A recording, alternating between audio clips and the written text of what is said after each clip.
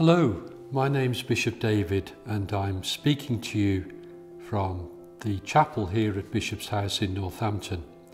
And more importantly, during this wonderful season of Easter time, when we are listening to the story of the Acts of the Apostles, the first days of the church's history. And I wanted to share some thoughts with you over a number of these little video recordings on the church, because I think it's very important for us to reflect together, not only during the Easter season, but constantly to be thinking through what it means to be the church and what the church is there to do.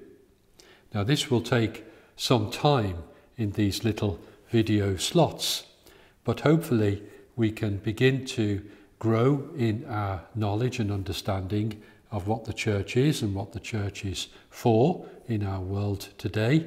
And I encourage you to join me in praying through these reflections. I think that's a very important thing to say right at the outset, not just to receive the information in our heads, a kind of mind-centered course, as it were, but to receive these reflections in our hearts, and for our hearts to be turning towards the Lord in gratitude for what he has done for us, and also in a growing understanding of the great mystery of the church, God's work in our world today. So today we need to think about two things. First of all, what is the theological process by which we will consider the church as a topic? And secondly, what kind of theological method are we going to do? I know that sounds a little heavy, but it's not meant to be, and hopefully I can help you to see that these are things which are in fact very exciting. So the theological process that we're going to use is a classical one. We're going to start with an understanding of the church in the scriptures and then move through the historical unfolding of what the church is and how she understood herself, the classic treatise De Ecclesia, as the theologians might know it. And then in terms of the method, we're going to have a method that really sees the church as a theological reality. Now, the reason why I say that is because quite often the church is seen as a sociological institution. Even within Catholic circles, we often read that the church is just an institution like any other institution. And you know what? I'm going to tell you something now which is personal but very honest. If that's all the church is, even though I'm a bishop, I'm afraid I'm going to be out of it. I don't want to spend my life in an institution that is like every other institution in our world today. I want to be part of something that is exciting because it is a work of God. So let me frame that within the words of a priest who I find very fascinating and exciting in our church today, Father James Mallon. He's a Canadian priest, and he started something called Divine Renovation, which is a great movement of understanding the church as missionary, which of course echoes what Pope Francis is telling us in our times, that we are all called to be missionary disciples. But this is what he says about Christian theology. All of Christian theology can be contained in three great mysteries: the mystery of God, the mystery of God with us, and the mystery of God in us.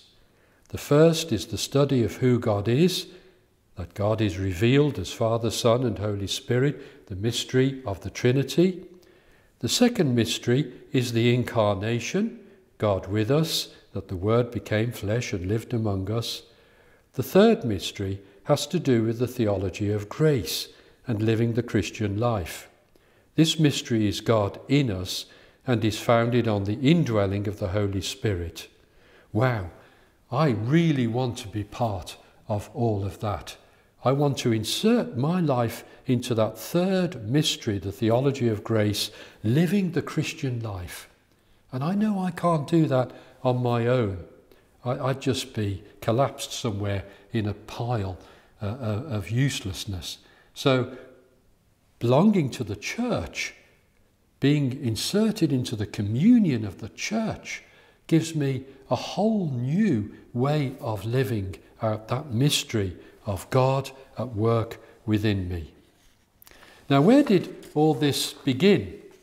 I would argue that actually it begins at the dawn of time, because this is what the Catechism of the Catholic Church says very early on in its reflection on our journey of faith. The desire for God is written in the human heart because man is created by God and for God, and God never ceases to draw man to himself. Only in God will he find the truth and happiness he never stops searching for. So our human dignity as men and women is that we are called to live in communion with God. And I often think people make theology, and people make the theology of the church, something that is very complicated, and it really doesn't need to be. This is the heart of it. This is where we are situated, right in the heart of God. And we are best, the church, when we find our life there in the heart of God. And so the Catechism continues to say, in many ways throughout history down to the present day, we have given expression to our quest for God in our religious beliefs and behaviour, in our prayers, sacrifices, rituals, meditations, and so forth. These forms of religious expression, despite the ambiguities they often bring with them, are so universal that one may well call us religious beings. So there's again something that I find fascinating. Right from the dawn of history, human beings, our forebears, were seeking God and expressing that search for God in various religious rituals. And that's, in a way, preparing humanity to experience what we do in the church today. So that's my fundamental message that I want to give you in this little video broadcast. I want to help you to really understand that the church is situated in the heart of God, that the church is there to bring us to a closer relationship, not only with God, but with each other. And that's what the life of the church is all about.